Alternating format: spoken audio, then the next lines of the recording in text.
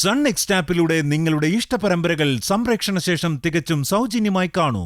ഉടൻ sun next app download ചെയ്യൂ.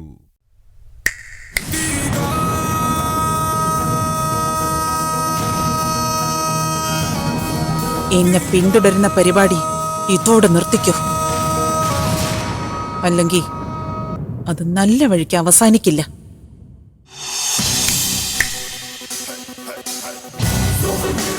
മരിച്ചുപോയ കാദംബരി മുത്തശ്ശി എന്നെ ഒരു നിയോഗം ഏൽപ്പിച്ചിട്ടാ പോയത്. അന്നു മുതൽ ഈ കുടുംബത്തിന്റെ കാവൽക്കാരനാ ഞാൻ. ഈ കുടുംബത്തിൽ ആർക്കെങ്കിലും ഒരു ആപത്തുണ്ടാവുന്നത് കണ്ട ഞാൻ നോക്കി വെറുതെ നിൽക്കുമെന്ന് നിങ്ങൾ കരുതണ്ട. പ്രതികരിച്ചിരിക്കുന്നു.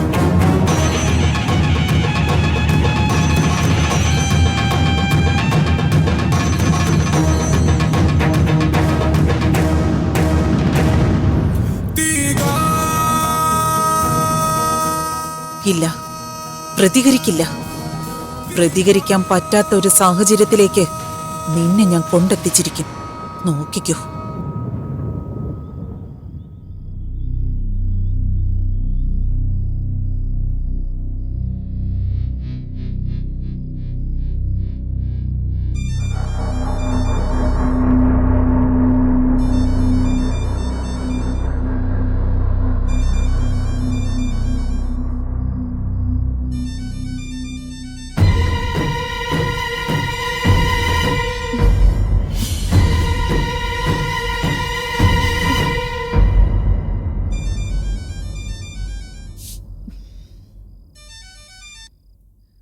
ഹലോ ചിത്ര,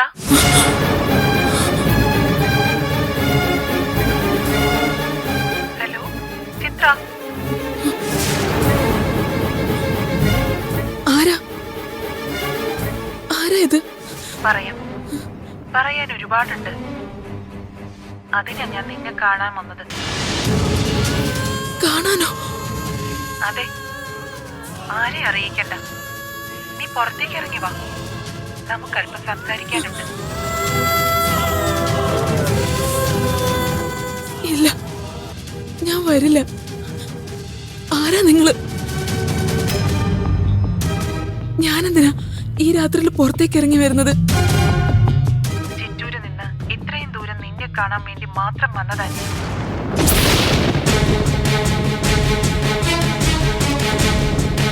ഇത്രയും കഷ്ടപ്പെട്ട് നിന്റെ പുതിയ ഊരും പേരും കണ്ടുപിടിച്ച് ഞാൻ എത്തണമെങ്കിൽ അത് വെറുതെ ആവില്ല എന്നറിയാനുള്ള ബുദ്ധിയൊക്കെ നിനക്കുണ്ടെന്ന് എനിക്കറിയാം. ഞാൻ 5 മിനിറ്റ് മാത്രം കാത്തു നിൽക്കും ഇവിടെ, ഈ ഗേറ്റിന് വെളി. നീ വരും. വന്നില്ലെങ്കിൽ ഹലോ,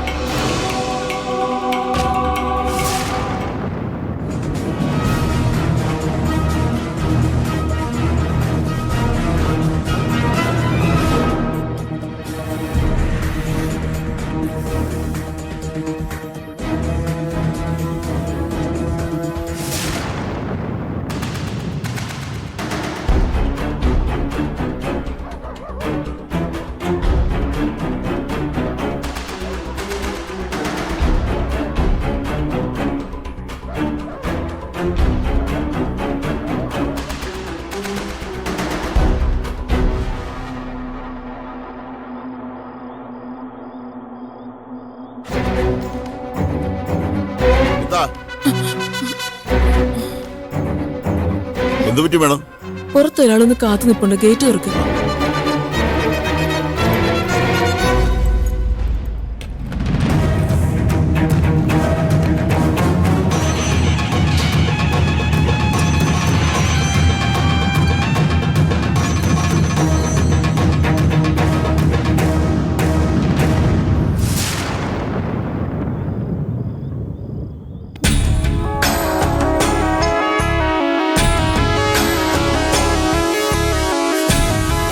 ഇല്ല മാഡം, ഇവിടെ ഒന്നും ആരുമില്ല.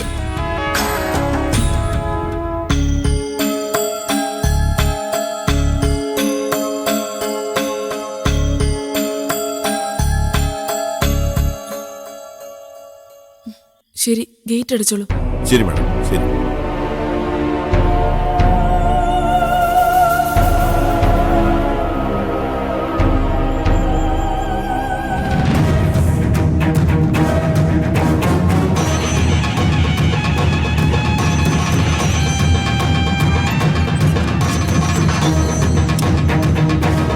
യമുനെ, നിനക്കിനി ഉറക്കമില്ലാത്ത രാത്രികളായിരിക്കും.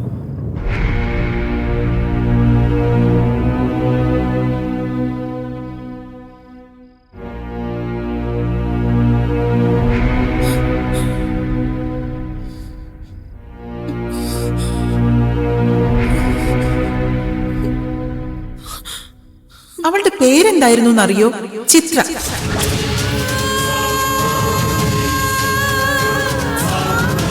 അവൾ അറിയപ്പെട്ടിരുന്നത് ചിറ്റൂർ ചിത്ര എന്ന പേരിലാണ്.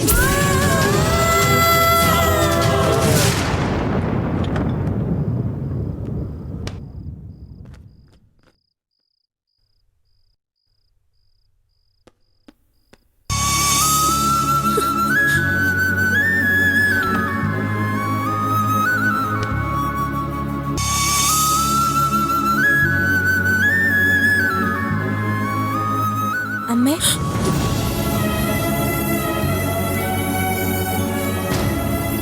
എന്താ അമ്മേ, എന്തു പറ്റി?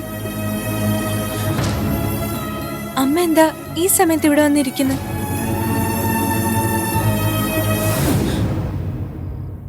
എനിക്കറിയാം, രാജേശ്വരി ചിറ്റ പറഞ്ഞതൊക്കെ അമ്മയെ വല്ലാതെ വേദനിപ്പിച്ചിട്ടുണ്ട്. ഇങ്ങനെ സങ്കടപ്പെടില്ലേ അമ്മ? ചിറ്റ ഒരു നാട്ടുമ്പുറത്ത് ജനിച്ചു വളർന്നതല്ലേ. മനസ്സിൽ എന്തുണ്ടെങ്കിലും അതൊക്കെ ഒന്നും നോക്കാതെ വെട്ടിത്തുറന്ന് പറയുന്നത് ചിറ്റയുടെ സ്വഭാവമാണ്. നമുക്കിതൊക്കെ അറിയാവുന്നതല്ലേ അമ്മ? പിന്നെന്തിനാ ചിറ്റ പറയുന്നതൊക്കെ ഇങ്ങനെ മനസ്സിൽ കൊണ്ടുവരുന്ന അമ്മ ഇങ്ങനെ സ്വയം വേദനിക്കുന്നത്? പോട്ടെ അമ്മ, അമ്മ അതൊന്നും കാര്യാക്കണ്ട. ആര് വന്നാലും പോയാലും നമ്മളെ വേർപിരിക്കാൻ കഴിയില്ല അമ്മേ. അമ്മേ, സത്യം ഞാൻ പറഞ്ഞത്. ഒരു സാഹചര്യത്തിലും ഞാൻ അമ്മയെ വിട്ടകന്ന് പോവില്ല. എന്നെ ജീവന് തുല്യം സ്നേഹിച്ചു വളർത്തിയ എന്റെ അമ്മയെ വിട്ട് ഞാൻ എങ്ങോട്ട് പോവാനാ അമ്മേ?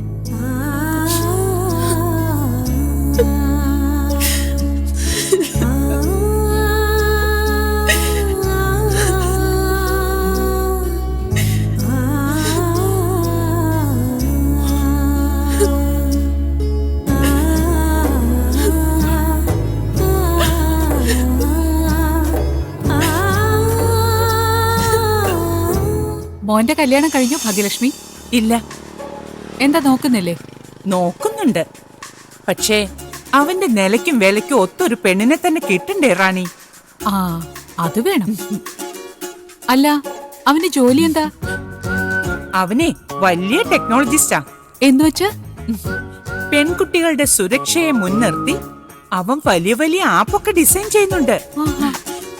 തലയ്ക്ക് മേലെ ദേ ഇങ്ങനെ പറക്കുന്ന ഡ്രോണൊക്കെ. പിന്നെ സ്മാർട്ട് സെക്യൂരിറ്റി സിസ്റ്റം, ബൈക്കും കാറും ഒക്കെ മോഷണം പോയ നിമിഷ നേരം കൊണ്ട് കണ്ടെത്തുന്ന ഉപകരണങ്ങൾ. അങ്ങനെ ഒത്തിരി ഒത്തിരി കാര്യങ്ങൾ അവൻ കണ്ടുപിടിക്കുന്നുണ്ട്. അപ്പോ ഗൗതമോൻ കാണും പോലെയല്ല, വലിയ പുള്ളിയല്ലേ? പിന്നെ ആരുടെ ആ മോൻ? അവന്റെ പ്രോജക്റ്റുകൾ പലതുവേ സർക്കാർ ഏറ്റെടുക്കാൻ പദ്ധതിയിട്ടിരിക്കുക. അവനൊന്നും നാട്ടിലേക്ക് വന്നു കിട്ടേണ്ട താമസമേ ഉള്ളൂ. പിന്നെ എന്റെ മോനെ പിടിച്ച കിട്ടത്തില്ല റാണി. അവനപ്പ നാട്ടിലില്ലേ? എവിടാ? ദുബായിലാ?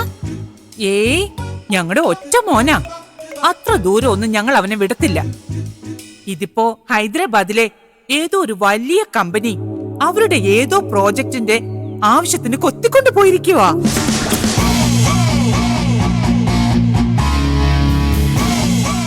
അപ്പൊ ഏതാണ്ട് തരക്കെടില്ലാത്ത ശമ്പളമൊക്കെ കിട്ടുമായിരിക്കും അല്ലേ? കിട്ടും കിട്ടും. എന്നാലും എത്ര കിട്ടും? മാസം ഒരു 50,000? നീ എന്തായി പറയുന്ന റാണി? 50,000 ഉലുവയെ? അയ്യേ, ലക്ഷങ്ങൾ വാങ്ങുന്ന ജോലിയാ അവന്. കമ്പനിക്ക് എന്റെ മോനെ ആവശ്യം, അല്ലാതെ എന്റെ മോന് ആ കമ്പനി അല്ല ആവശ്യം. ആരുടെയും കീഴില് വെറും ശമ്പളക്കാരനായി നിൽക്കേണ്ടി വരുന്ന ജോലിയൊന്നും അല്ല അവന്റേത്. ഞാൻ പറഞ്ഞില്ലേ, അവന്റെ വ്യവസ്ഥകൾക്കനുസരിച്ചാ അവൻ ജോലി ചെയ്യുന്നത്. ഹൈദരാബാദിൽ നിന്ന് ഗൗതം വരുമ്പോ നീ അവനെയും കൂട്ടി എന്റെ വീട്ടിലേക്ക് ഇറങ്ങ്. എന്റെ ഇളയ ചെറുക്കന് ഈ വക കാര്യങ്ങളൊക്കെ വലിയ കമ്പമാ. പിന്നെന്താ, തീർച്ചയായിട്ടും വരാം. അവൻ ആദ്യം തിരക്കൊക്കെ ഒഴിഞ്ഞ് ഒന്ന് എത്തിക്കോട്ടെ.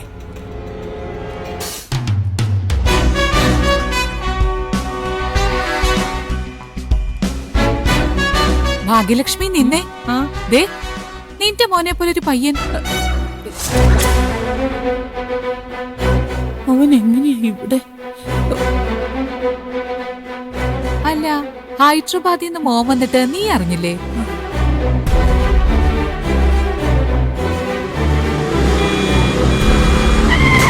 അയ്യോ,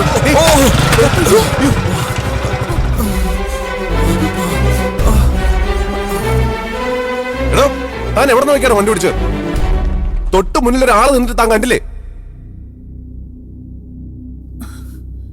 വിട്ടേക്കടോ, ഇറ്റ്സ് ഓക്കെ. അയാൾ പൊക്കോട്ടെ. സർ, പോടോ.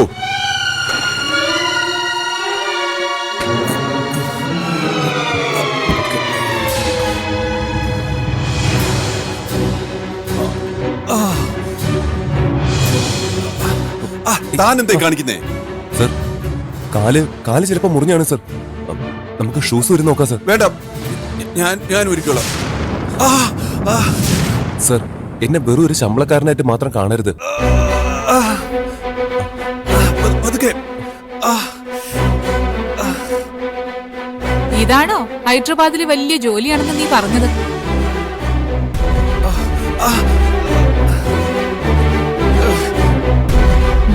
ആരുടെയും കീഴിലല്ലാതെ സ്വന്തം വ്യവസ്ഥകളിൽ ചെയ്യാൻ പറ്റുന്ന ജോലി തന്നെയാ ഇത്. വരണം സർ, നമുക്ക് വേഗം ഏതെങ്കിലും ഹോസ്പിറ്റലിലേക്ക് പോവാം. വേണ്ട, വീട്ടിൽ പോവാം. ചെറിയ വേദനയുള്ളൂ. ആ വണ്ടി എടുക്ക്. സർ, വണ്ടി എടുക്കടോ.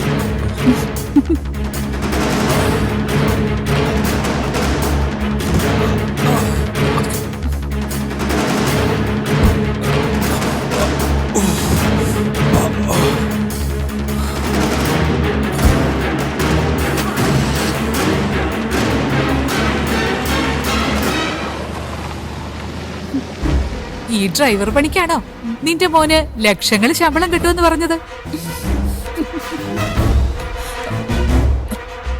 ഓട്ടോ ഓട്ടോ, ദേ ആ കാറിന്റെ പിന്നാലെ പോണേ.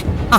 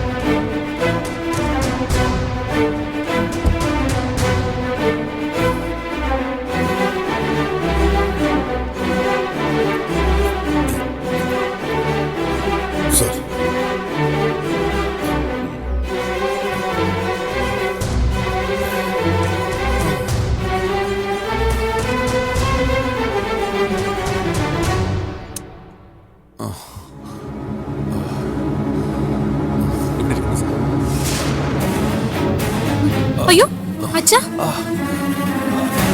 അച്ഛൻ എന്തു പറ്റി ഗൗതം? അമ്മേ, അച്ഛമ്മേ, ഒന്ന് ഓടി വാ. Nothing to worry. അയ്യോ, കാലിന് നല്ല ചതവുണ്ടല്ലോ അച്ഛാ. അയ്യോ, എന്തു പറ്റിയതാ ദേവേട്ടാ? എന്താ മോനെ? സാറ് റോഡ് ക്രോസ് ചെയ്യുമ്പോ ഒരു ബൈക്ക് തട്ടിയതാ മാഡം. എന്നിട്ട് ഹോസ്പിറ്റലിൽ പോകാതെ ഇങ്ങോട്ടാണോ വന്നത്?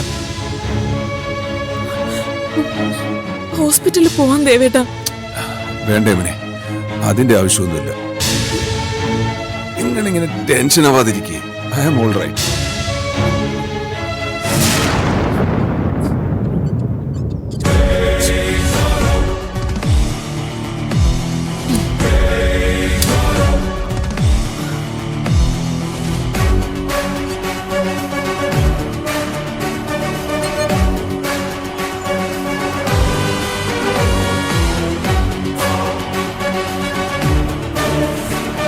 ഏയ് ആരാ?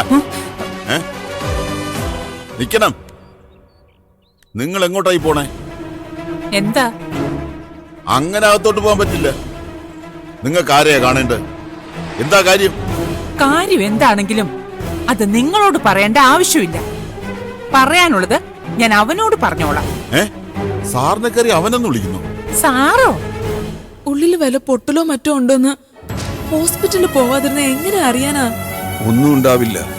നീ ആ വേദന പോകാനുള്ള സ്പ്രേയിങ് എടുത്തി, അത് മതി. എന്നെ അത് പോരാ, എന്റെ മുട്ടയെ പുരട്ടുന്ന തൈലമുണ്ട്. മോളെ മീരെ, നിനക്കറിയാലോ, അതിങ്ങ് എടുത്തോണ്ട് വാ.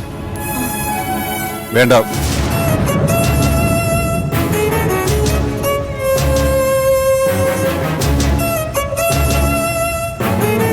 അവിടെ പോയിക്കൊണ്ടിരുന്ന മരുന്നിന്റെ കാലിൽ പുരട്ടിയിട്ട് ഇനി ജന്മത്തെനിക്ക് കാലുകുത്തി നടക്കാൻ പറ്റാത്ത അവസ്ഥ വരുത്തണം.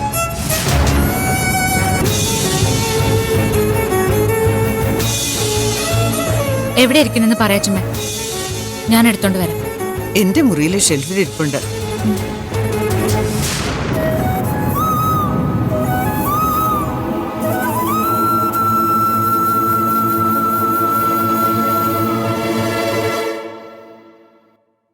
മര്യാദയ്ക്ക് സ്ഥലമിടുന്ന നല്ലത്, അല്ലെങ്കിൽ ഞാൻ പോലീസിനെ വിളിക്കും.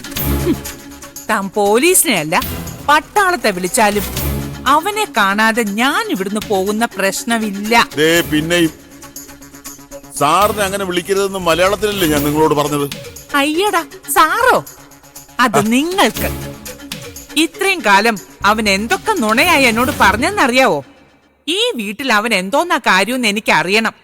അറിഞ്ഞിട്ടേ ഞാൻ പോകൂ. സ്വന്തം വീട്ടിൽ സാറിനെന്ത് കാര്യമൊന്നു? സ്വന്തം വീടോ? എന്റെ ദൈവമേ, എന്റെ മോൻ എപ്പോഴാ ഇത്രയും വലിയ ആളായത്? നിങ്ങളുടെ മോനോ? നിങ്ങൾ ആരുടെ കാര്യമായി പറയണത്? എന്റെ ഒരേ ഒരു മോനായ ഗൗതമിന്റെ കാര്യം. അല്ലാതെ ആരുടെ കാര്യമാണെന്ന് താൻ വിചാരിച്ചേ? ഓ അത് ശരി, നിങ്ങൾ ആ ഡ്രൈവർ പയ്യന്റെ അമ്മയാണല്ലേ? അത് നേരത്തെ പറയണ്ടായിരുന്നു. ഇത്ര നേരം വലിയ ബഹുമാനമായിരുന്നല്ലോ, ഇപ്പൊ എന്താ മുഖത്തൊരു പുച്ഛം? ഒന്നുമില്ലേ. അമ്മ,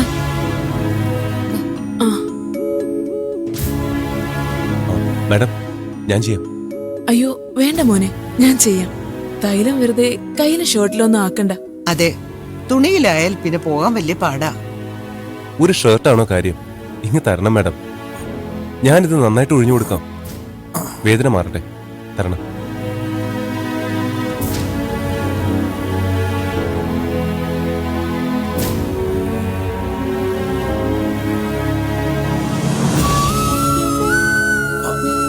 അതൊക്കെ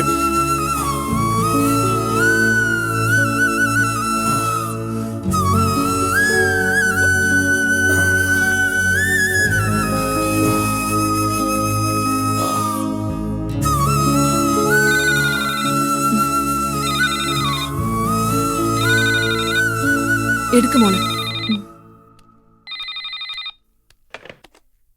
ഹലോ മാഡം, ഒരാൾ ഇവിടെ ഒന്ന് നിൽക്കുന്നു. ആരാ?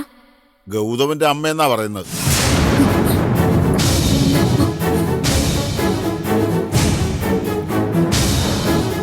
മാഡം, ഒരാൾ ഇവിടെ ഒന്ന് നിൽക്കുന്നു.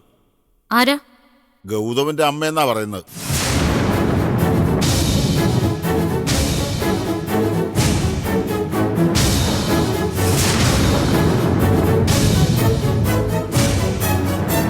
അങ്ങോട്ട് ഇടിച്ചു കയറി വരാൻ നിൽക്കുക. ഞാൻ ഒരു വിധത്തിലാണ് ഇവിടെ പറഞ്ഞു നിർത്തിയിരിക്കുന്നത്. ആ, അത് നന്നായി. അവിടെ തന്നെ നിൽക്കാൻ പറഞ്ഞാ മതി, ഞാൻ അങ്ങോട്ട് വരാം. ശരി മാഡം.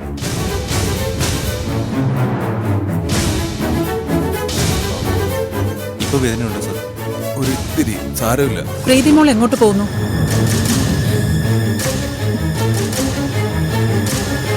ഗേറ്റ് വരെ. എന്താ ചിറ്റെ? അതിനും ഇനി അപേക്ഷ എഴുതി തന്ന് സാങ്ഷൻ വാങ്ങിക്കണം. പ്രീതി, മര്യാദയ്ക്ക് സംസാരിക്കും. ആരാ മോളെ വന്നേ? അത് എന്റെ ഫ്രണ്ട് അച്ഛാ. ആ,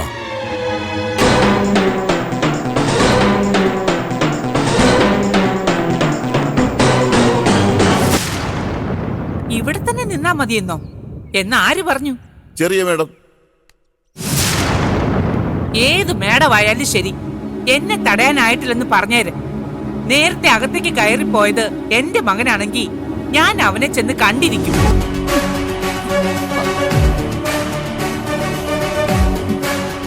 പ്രീതിയാണല്ലോ.